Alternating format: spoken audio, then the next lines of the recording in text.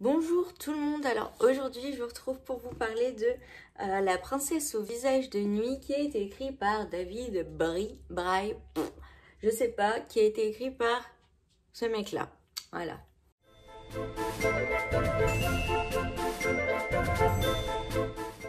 Alors c'est un livre qui est sorti en 2020 qui fait quasiment 300 pages, il n'est pas énorme, voilà.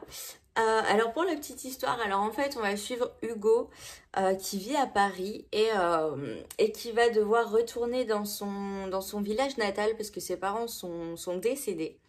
Et donc voilà, il va devoir s'occuper de l'enterrement, etc. Sauf qu'en fait la police va se rendre compte que c'est peut-être pas un accident et il va commencer à se passer pas mal de choses pour Hugo qui vont pas mal le perturber, qui vont le replonger dans son passé assez compliqué et qui vont l'obliger, on va dire, à repenser à une nuit où il s'était échappé avec des camarades à lui parce qu'ils étaient pas super bien traités par leurs parents.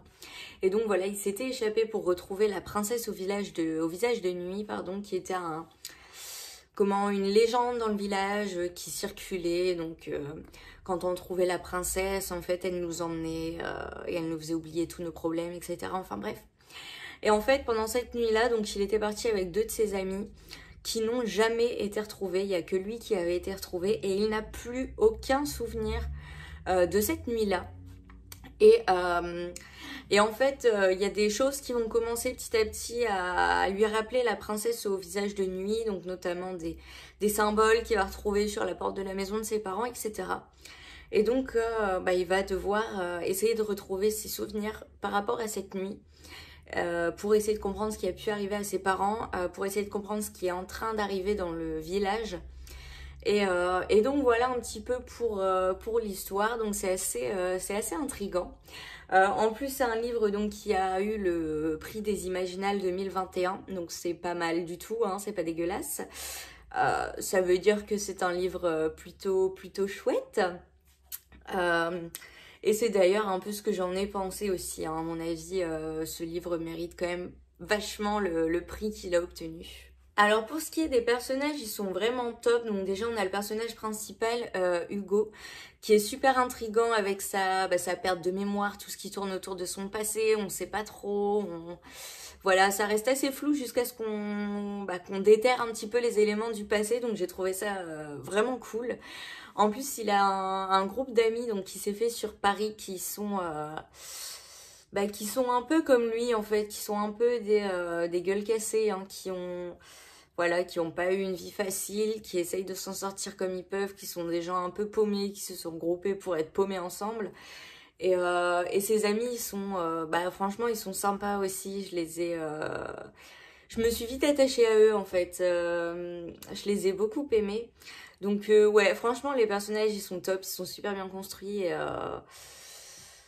Et voilà, en fait, c'est des personnages un peu, un peu torturés, un peu sombres, qui ont eu une vie sombre en tout cas, mais pour autant on tombe pas dans le cliché, c'est pas trop lourd, ils sont pas définis juste parce qu'ils vont mal, et c'est bien aussi, enfin c'est pas facile je pense de créer des personnages voilà, qui ont une vie compliquée, ça se voit, qui vont pas forcément bien, ça se voit, mais qui en même temps ne sont pas le stéréotype même de la personne qui souffre, qui va mal et qui le fait savoir, donc j'ai trouvé ça sympathique. Le style d'écriture, alors il est très très bien, hein, j'avoue qu'une fois que j'ai eu commencé l'histoire, j'ai eu beaucoup de mal à la lâcher, j'ai très vite été happée par tout ça.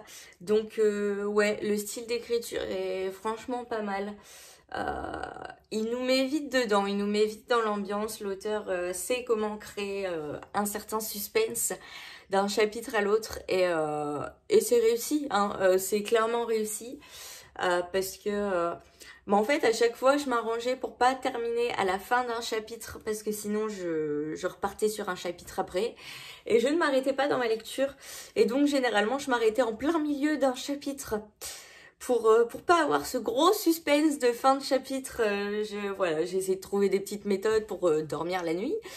Mais ouais, franchement, le style est super bien maîtrisé.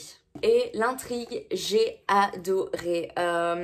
le côté enquête pour savoir un peu qu'est-ce qui est arrivé aux parents, qu'est-ce qui se passe dans le village, parce que en plus du décès de ses parents, il y a pas mal de trucs qui se passent qui sont un peu bizarres, genre qu'on comprend pas.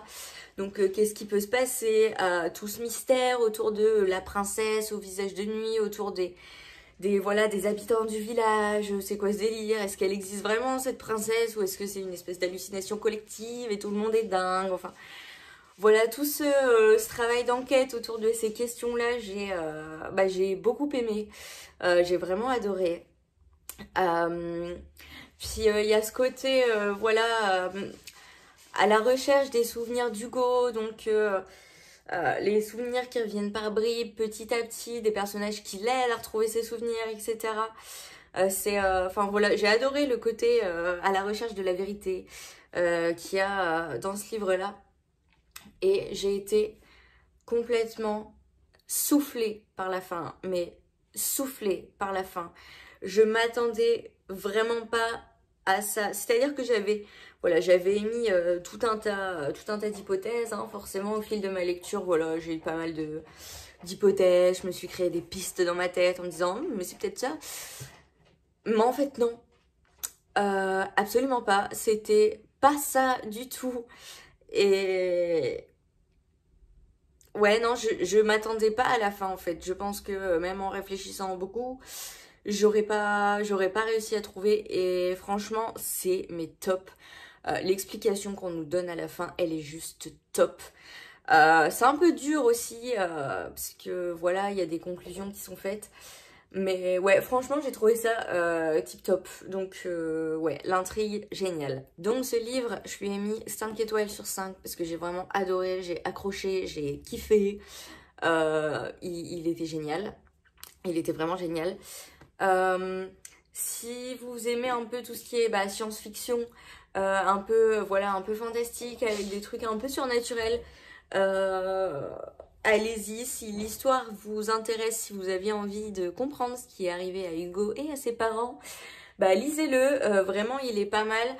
Encore une fois, je pense que voilà, s'il a eu le prix des Imaginales, c'est pas pour rien.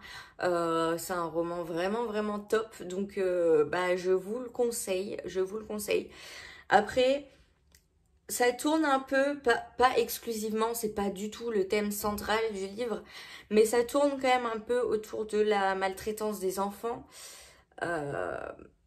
autour de la perte, etc. Donc, même si c'est pas un thème central, comme je l'ai dit, peut-être ça peut être un petit peu compliqué pour certaines personnes. Donc voilà, faire attention quand même, je pense. Mais ouais, sinon ce livre est génial, lisez-le vraiment et dites-moi ce que vous en avez pensé, qu'on puisse en faire les louanges tous ensemble, ou alors lui foutre sur la gueule, hein, peut-être vous aimerez pas, ou je ne sais pas. Découvrons ça ensemble. Mais voilà, vraiment, je vous le conseille. Donc voilà, c'est à peu près tout ce que j'avais à dire sur ce livre. Je vous retrouve bientôt donc pour le prochain livre que j'ai bien entamé, qui est vraiment sympa. Et je ne vous en dirai pas plus, mais voilà, regardez la prochaine vidéo parce que je pense que j'aurai beaucoup de bonnes choses à dire aussi, ça pourra vous donner des idées lecture. Et en attendant, moi je vous dis donc à la prochaine pour la prochaine vidéo et je vous souhaite d'excellentes lectures.